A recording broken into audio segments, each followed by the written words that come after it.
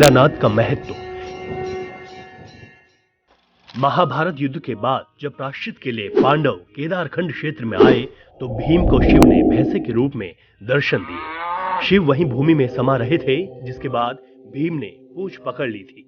जो अंश यहां पर रहा उसको केदारनाथ में शिवलिंग के तौर पर स्थापित किया गया।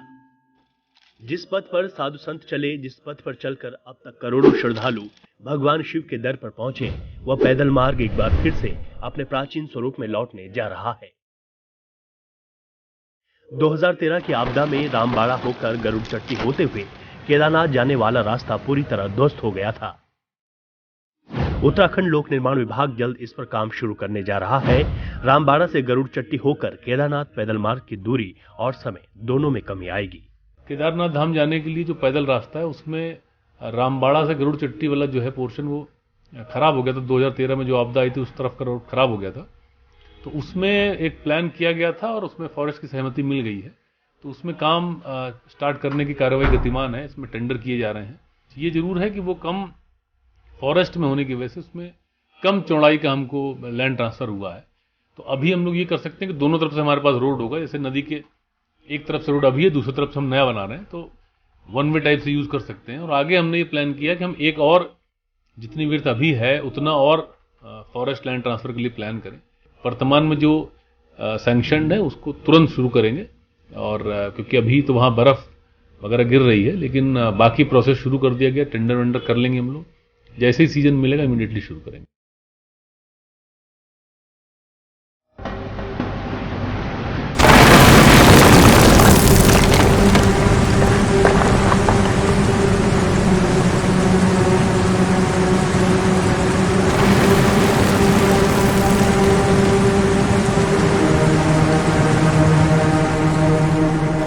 दो 2013 की आपदा आज भी लोगों के जहन में ताजा है। कैसे उस समय जल प्रलय ने तांडव मचाया था। कई जिंदगियां काल कवलित हुई थी। केदार घाटी का मूल स्वरूप भी बदल गया था। इस भीषण आपदा में केदारनाथ जाने वाला पुराना रास्ता पूरी तरह ध्वस्त हो गया था।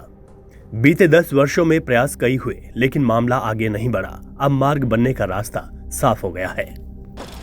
इस मार्ग का बनना इसलिए भी जरूरी माना जा रहा है क्योंकि मौजूदा पैदल मार्ग में कई बड़े एवलांच आते हैं और यात्रा के दौरान खतरा पैदा करते हैं। खासकर छोटी लिंचौली के इलाके में एवलांच का खतरा ज्यादा बना रहता है। यही वजह है कि तमाम रिसर्च के बाद यह तय किया गया कि केदारनाथ जाने वाले पुराने रास्ते को ही बनाया जाए। आदिगुरु शंकराचार्य जी द्वारा जब केदारनाथ धाम की स्थापना की गई, उसके बाद संत रामदास अपने संतों की टोली के साथ यात्रा के इस पड़ाव पर पहुंचे। उसी समय से इस स्थान का नाम रामबाड़ा पड़ा। बाड़ा का तात्पर्य टोली से होता है। संतों की टोली को विशेष तौर पर बाड़ा कहा जाता है। पुराने मार्ग पर गरुड़ चट्टी भी आता है, जिसका जिक्र प्रधानमंत्री नरेंद्र मोदी ने भी किया। मोदी का गरुड़ चट्टी से भी आध्यात्मिक नाता रहा है। नरेंद्र मोदी जब राजनीति में नहीं थे, उस समय उनके द्वारा काफी समय गरुड़ चट्टी में बिताया गया है। गरुड़ चट्टी में मोदी ने साधना भी की। पीएम मोदी ने अपनी केदारनाथ यात्रा के दौरान पुराने मार्ग को पुनर्निर्माण करने का संकल्प लिया था। यहाँ की रुचि प्रकृति प्रवृत्ति के अनुसार ही इसका पुनर्निर्माण किया जाए। उसमें आधुनिकता होगी, लेकिन उसकी आत्मा वही होगी जो सदियों से केदार की धरती ने अपने भीतर संजोए रखा हुआ है। ऐसा पुनर्निर्माण करने की दिशा में इसका काम।